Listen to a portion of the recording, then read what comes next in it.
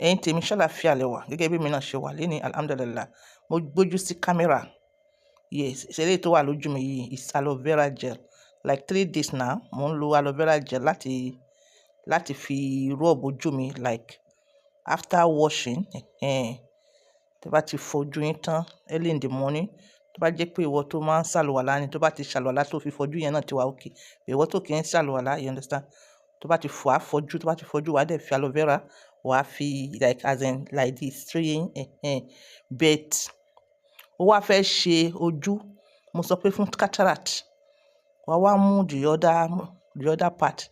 Eléyìí mo ti gé sí méjì ni, you know this size, mo gé sí méjì. Wàá wá mú the other one yẹn, ṣó yẹ? Wàá wá fi clean fingers yẹn, wàá fi ha juice yẹn, wàá fi ha juice yẹn dáadáa, wàá fi ha juice yẹn dáadáa, wàá fi ha juice yẹn dáadáa, you understand?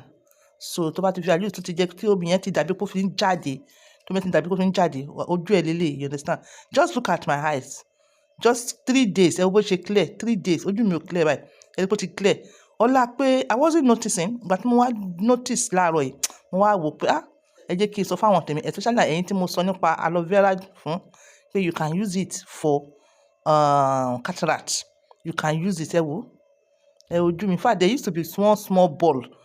Mo rí tó brown báyìí, mo rí pé kíní yẹn ó ti wá ń blend mọ́ the other. Kíní yẹn fẹ́ mọ́ clear, is as good as that. Ó lè ṣiṣẹ́ fún ẹ o, try o, ó ṣiṣẹ́ fún mi o, try. So ní ẹ mọ̀ pé nínú fídíò mi yẹn tí mo ti recommend yẹn, ó dàbí pé mo sọ papọ̀ mọ́ fídíò orógbó yẹn ni mo sọ papọ̀ mọ́, but mi dey remember. But mo wá ní kẹ́ lọ wá container eye drop, mo ní kẹ́ lọ wá container eye drop. Kò necessary mọ́ nísìn, you understand? Because this is what I've been doing. Èmi ò lò fojú o, bẹ́ẹ̀ mo wá rí pé mo ṣe fi ń ra ojú mi, tí mo ń ra kọ́nàkọ́nà ojú mi, mo rí pé kíní yẹn wá ń ṣiṣẹ́ fún inú ojú, you understand? So mo wá decide láti máa kúkú máa fi sínú ojú gangan.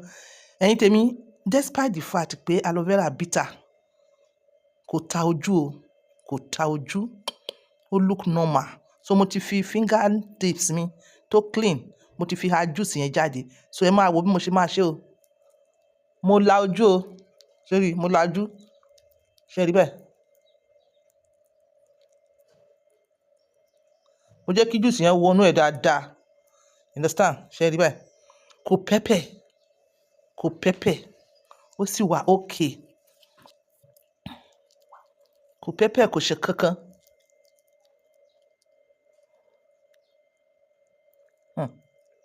God is wonderful.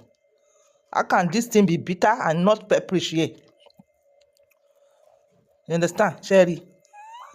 Ẹ̀yin tèmi tẹ́ mo sọ pé filter, kì í ṣe filter o. Orí ọ̀fẹ́ aloe vera lẹ́ ń rí yẹn. Ẹ rí face yẹn bó ṣe clean.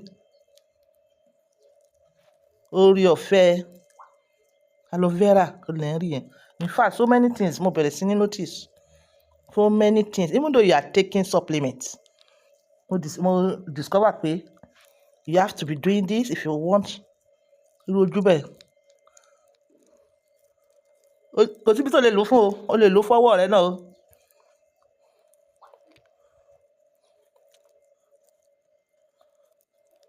Ẹ̀yin tèmi, ṣe rí?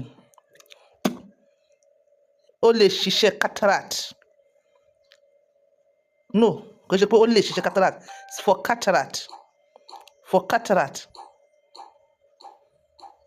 It's for cataract. Ẹ̀yin tẹ́ bá ní glaucoma, you may use it. You may also use it.